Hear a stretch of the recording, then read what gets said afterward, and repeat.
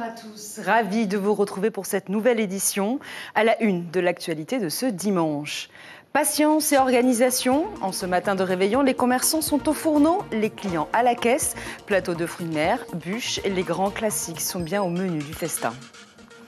Un festin qui n'est pas le même pour tout le monde. Maisons inondées, bien sinistrées, difficile pour les familles victimes des intempéries de célébrer Noël.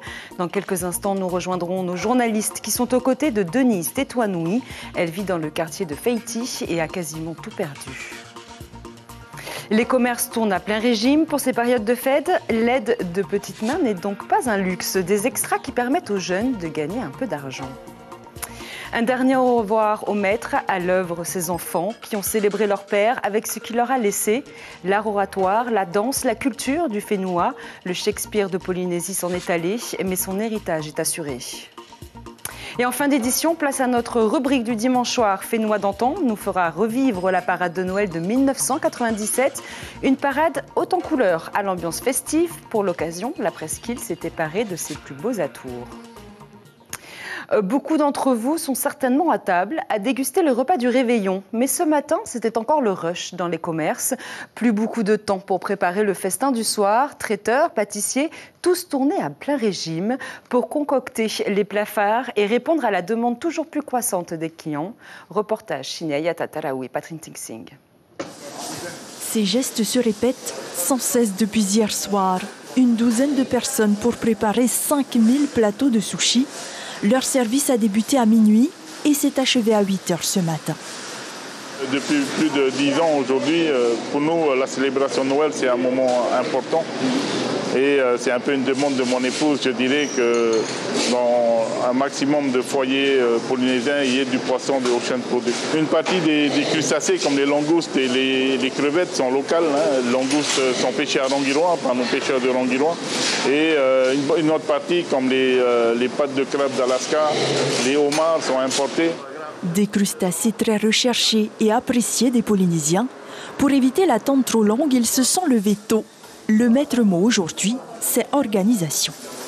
C'est pas compliqué, en fait, il faut s'organiser, il faut savoir quoi offrir aux invités, et donc on s'organise quelques jours avant. C'est un peu plus compliqué, les gens ils sont tous à la même heure, à l'ouverture, tout le monde est là, mais sinon il faut prendre son temps, calmement, c'est une journée comme les autres, tranquille. Et ici, 42 employés accueillent clients avec le sourire et beaucoup de motivation. Plus de la force du courage, hein? Les copains, la motivation. Hein? Et puis il y a évidemment une star incontournable de nos tables de fête, la bûche de Noël. Quel parfum vous préférez? J'ai pris les 3 chocolats, voilà. 3 cassis pour 6 personnes.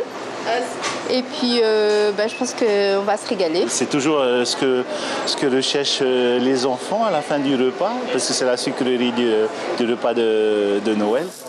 Maintenant que tous les ingrédients sont réunis, l'heure est à la dégustation. Il n'y a plus qu'à. Kahanu et Nakoto, Yorana, bon Noël à tous et bonne année 2024.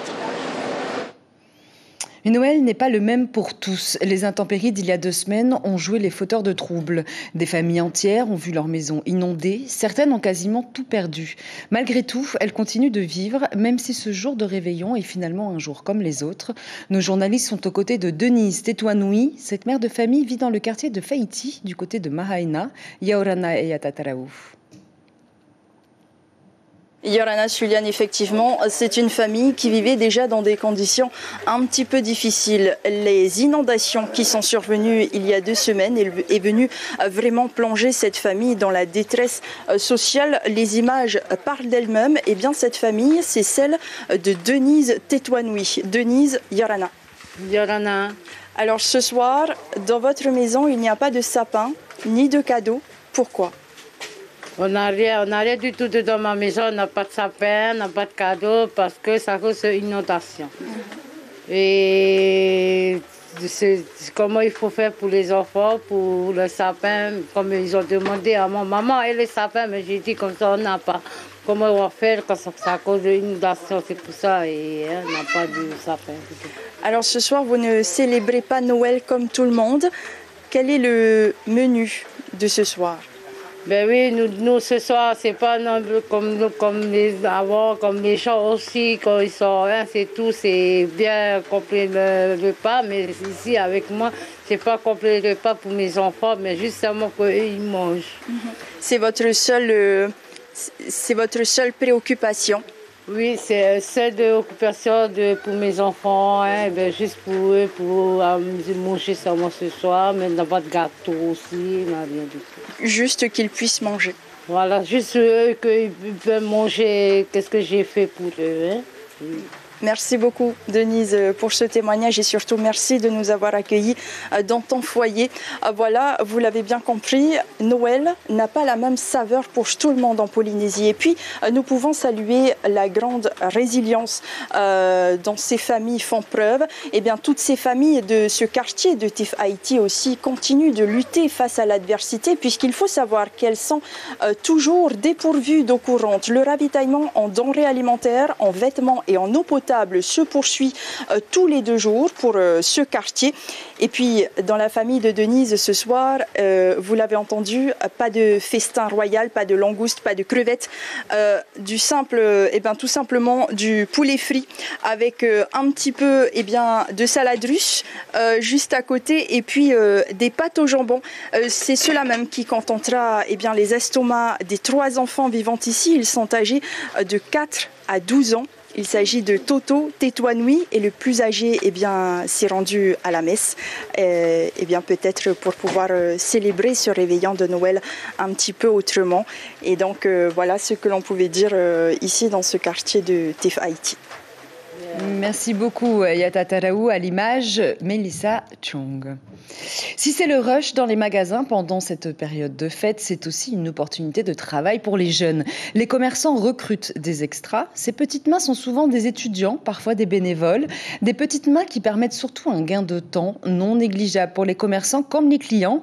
Nicole Assuir et Melissa Chung sont allés à la rencontre de ceux qui aident à emballer les cadeaux. Regardez. Emballer les cadeaux, cela n'a l'air de rien, mais ça prend du temps. Aussi, les commerçants apprécient déléguer cette activité. Cette dernière a été attribuée à l'Association des Scouts de France autour du centre Vaima pour les fêtes de fin d'année. À l'ouvrage, souvent des étudiants désireux d'arrondir les fins de mois. J'ai envie d'avoir des sous, de gagner mes propres sous à moi-même. Ok, là tu vas travailler combien de temps là c'est mon dernier jour, après je vais essayer de chercher autre part. Il y a aussi des bénévoles. C'est le cas de Mélanie, depuis 8 ans. Une semaine avant Noël, elle est en poste, prête à rendre service. Certains n'ont pas le temps, comme eux, ils travaillent. Et quand ils achètent, eux, ils préfèrent que ça soit déjà emballé. Ils emmènent à la maison, déjà rangé. Les commerçants non plus n'ont pas le temps à l'heure du rush. C'était hier. Ils sont heureux de n'avoir pas eu à gérer l'emballage des paquets cadeaux. Des fois, on se retrouve submergé. On a une file d'attente de clients qui continuent d'arriver. Et si on devait passer du temps à faire des papiers cadeaux, là, c'est des clients qui vont être énervés, stressés. Et justement, ils sont là pour faire des cadeaux au plus vite. Donc nous, ça nous aide énormément d'avoir, nous, c'est nos scouts. Déléguer l'emballage des cadeaux est également un avantage pour les clients. Ça nous donne temps parce qu'on n'a pas forcément envie de faire les paquets cadeaux à la maison pour éviter justement que les enfants voient ce qu'on a acheté pour eux. Les commerçants ne rémunèrent pas les associations qui travaillent pour eux.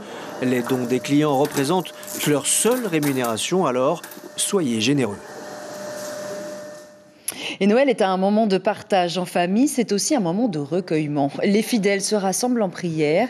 Les messes ont débuté dès ce matin pour célébrer la nativité de Jésus-Christ à l'église de Sainte Maria Goretti, située à Punaouia. Enfants, parents, Matayapo, quelques familles étaient présentes pour ce moment de spiritualité.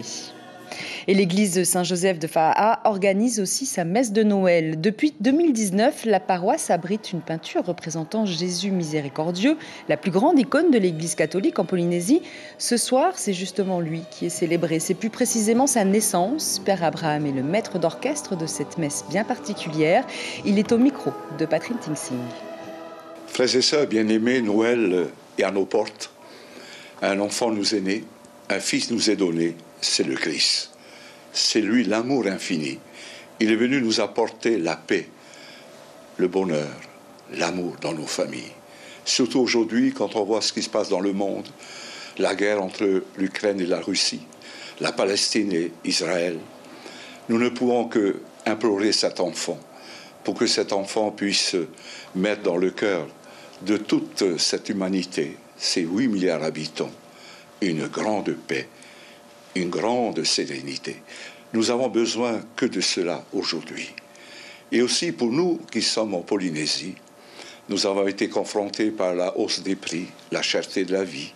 Et aussi beaucoup de nos familles n'auront peut-être pas le temps de fêter Noël en famille parce qu'ils ont connu la précarité, la misère. À ces familles, nous voulons leur donner un message d'espérance, un message d'espoir, que l'enfant, l'Emmanuel, nous apporte à tous la paix, la sérénité et surtout l'amour. L'amour dans nos familles. Voilà le message auquel je voudrais adresser à toutes nos familles dans le monde entier et surtout celle de Polynésie. Et comme chaque année, la Polynésie la première vous propose ce soir la messe de Noël. Nous serons en direct depuis la chapelle de Notre-Dame de l'Annonciation de Otumauro, une messe présidée par Père Jean-Pierre Potel. Prenons le large, direction le centre de l'Europe, en Pologne, où parmi les 40 millions d'habitants se trouvent 8 Polynésiens. Ils passent les fêtes de Noël au froid, non par plaisir, mais pour le travail. Ils sont chargés d'acheminer un nouveau palangrier, surnommé Veitere, jusqu'à Tahiti. Jean-Maurice Moari est le directeur technique de l'équipage. Tevahine Mopi est-elle la capitaine du cargo mixte? Ils nous racontent leur quotidien depuis quelques semaines au pays du Père Noël. Depuis octobre, on est arrivé à la première équipe. Donc, il y a le chef Nordé qui est arrivé avec moi, Naré et le Bosco Hiro. Vous êtes loin de vos familles. Comment vous vous sentez?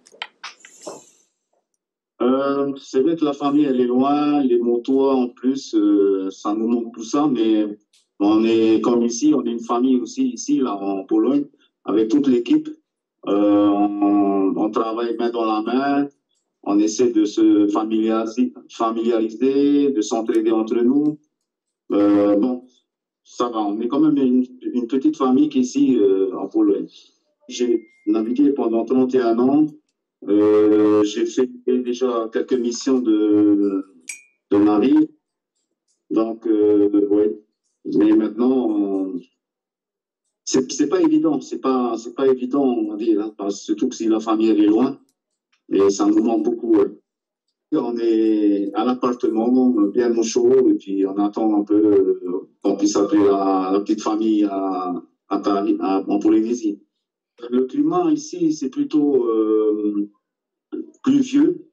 De temps en temps, on a de la neige. Cette semaine, on n'a pas eu de neige, il y a eu un peu de froid de temps en temps. Mais il paraît que c'est pas encore la bonne période pour le froid. C'est vrai qu'il fait froid. On est déjà tombé jusqu'à moins 6 degrés. Et puis là, on est entre 2 degrés à l'extérieur, 2-3 degrés. J'adresse mes vœux à ma femme, qui me manque très fort, avec mes enfants et mes motos. Je leur souhaite de passer un agréable Noël avec la petite famille. Et puis à toute la Polynésie, un grand joyeux Noël aussi. Tevahine, vous êtes la seule femme capitaine en Polynésie et c'est vous qui avez l'honneur de piloter, de ramener ce bateau ici à Tahiti? Effectivement, mais bon, je ne suis pas toute seule. L'équipage qui m'entoure, on va tous le ramener ensemble. Et le bateau desservira les îles sur le vent. Des vœux pour la famille, Tevahine? Je souhaite à toute la Polynésie, pas à ma famille, à toute la Polynésie française de passer un agréable réveillon, que chacun prenne soin de soi. Elle aussi était au froid il y a encore une semaine pour l'élection de Miss France. Ravaheri Siou est de retour au Fénois avec une écharpe de 6e dauphine. Fière de son parcours, notre reine de beauté compte bien profiter de ces quelques mois encore de règne en tant que Miss Tahiti pour remplir ses devoirs. Mélissa Chong est allée à sa rencontre. Elle était aux côtés de sa grand-mère hier soir à l'aéroport de Tahiti. Farah. Je voulais vraiment atteindre le top 5 pour la Polynésie. Sur le coup, lorsqu'on n'a pas cité le nom Tahiti, j'étais déçue. Et au final, dès le lendemain, je me suis rendu compte que c'était une énorme chance déjà d'avoir participé à Miss France. Et puis j'étais fière de mon parcours, j'ai revu tout le prime. Je suis fière de ce que j'ai donné sur scène. Et vraiment, je pense que j'ai donné le meilleur de moi-même. Et à partir de là, je ne peux pas avoir de regrets. Et puis, je tiens à souligner que j'ai vraiment senti tout le soutien des Polynésiens, que ce soit avant et après. Et ça, c'était une véritable force. Je suis heureuse, très heureuse. On l'a beaucoup soutenue. Moi-même, je suis partie avec, je ne voulais pas, quoi. Mais elle a insisté, elle veut que je parte avec elle. Et puis avec ma petite famille, là. John Mayray repose aujourd'hui à l'Uranie. Ils étaient nombreux à lui rendre un dernier hommage. La famille, ses proches, mais aussi et surtout ses élèves. Ceux qui ont appris du maître les ficelles de l'art oratoire. L'émotion était palpable, comme nous le racontent Ismaël Tayata et Jacques Damour. Ahere, ahere, ahere, ahere, te tomonuri, ahere, tu arute mareva, ahere, to efenua. Ah, ere to oe, aia, ina, John, ya, ere oe yanara. C'est l'hommage au maître. Il n'y a pas de plus grande fierté pour un père que de voir ses enfants à l'œuvre. L'art oratoire, un héritage qu'il leur a transmis.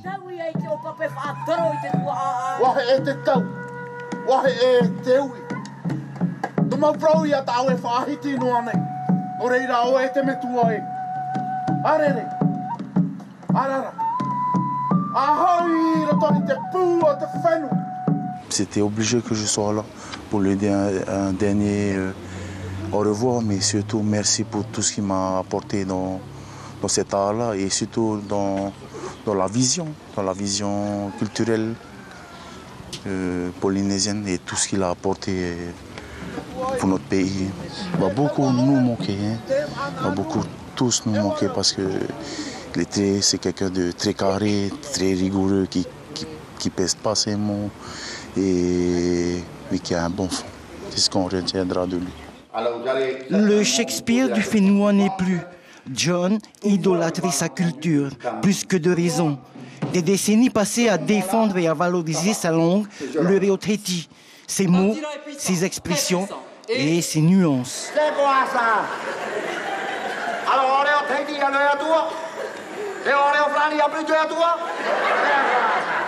Les paroles s'envolent, mais les écrits, eux, restent.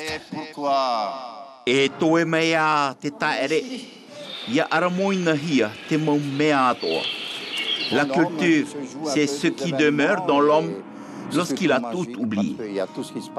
Alors John, évidemment, on a partagé des projets artistiques ensemble, on a partagé des parcours de vie aussi ensemble.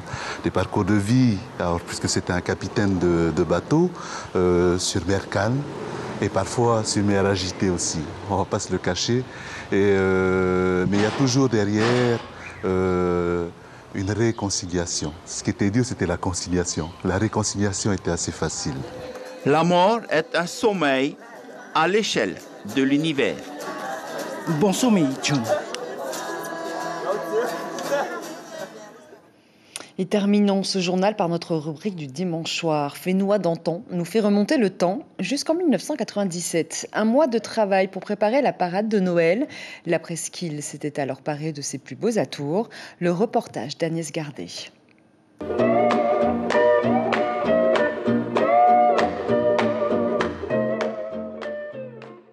La parade était prévue samedi soir, mais la pluie a joué les troubles fêtes. Qu'importe, ce n'était que partie remise. Dimanche soir, les enfants étaient prêts, maquillés, costumés, tout en paillettes. Ils ont défilé le pied ferme sur les chars décorés par leurs soins. Enfants, jeunes et parents des districts de Tairap Ouest étaient là. Pour la deuxième année consécutive, la presqu'île s'était parée de ses plus beaux atours. Non, c'est bien, c'est pas mal. C'est super. C'est pas souvent qu'on a de l'action. Pour un jour de Noël, c'est pas mal pour les enfants et pour tout le monde ici à la presqu'île. Organisée par l'association Faratea, la parade a été préparée pendant un mois. Il a fallu construire les 6 chars, les décorer et leur donner un thème. Picsou, Barbie, Aladdin, Peter Pan ou plus classique, comme le monde du Père Noël. C'est ce char qui a gagné le premier prix, une victoire prévisible. Son équipe était bien organisée. Une partie du groupe qui faisait le costume, une partie qui préparait le char, une partie qui s'occupait du administratif. Voilà. Combien d'heures de travail?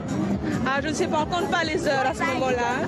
On ne compte pas, on bosse avec choix. Les chars et les costumes n'auront pas le temps d'être mis au placard. La parade de Faratea défilera le 27 décembre dans les rues de Faa. C'est le début de la gloire. Et c'est la fin de cette édition. L'information principale. Dernière course avant de festoyer ensemble en famille pour ce réveillon. Les stars des tables, plateau de fruits de mer et bien sûr la célèbre bûche. De quoi égayer les papilles. Les rendez-vous de la semaine. Demain, c'est la Noël avec une célébration de la naissance de Jésus. Mercredi, le Conseil des ministres. Et dimanche, place à la Saint-Sylvestre. Le haut-commissaire fera des visites aux acteurs de la sécurité et de la santé. Au programme de votre soirée, le concert de Noël du Conservatoire, suivi des chorales, puis de la messe de Noël. Prochain point de l'information, demain matin dès 7h sur vos ondes Polynésie la première. Stéphane Ratino sera aux commandes de votre journal télévisé toute la semaine. Et on se quitte sur ces belles images d'illumination de Noël à la mairie de Papeete. Bon réveillon et excellente fête de Noël à tous. Joyeux Noël à tout le monde, meilleurs vœux, beaucoup d'amour, bonheur, santé et joyeux Noël à toute la Polynésie. Kahanu et Nakoto, Yorana, bon Noël à tous et bonne année 2024.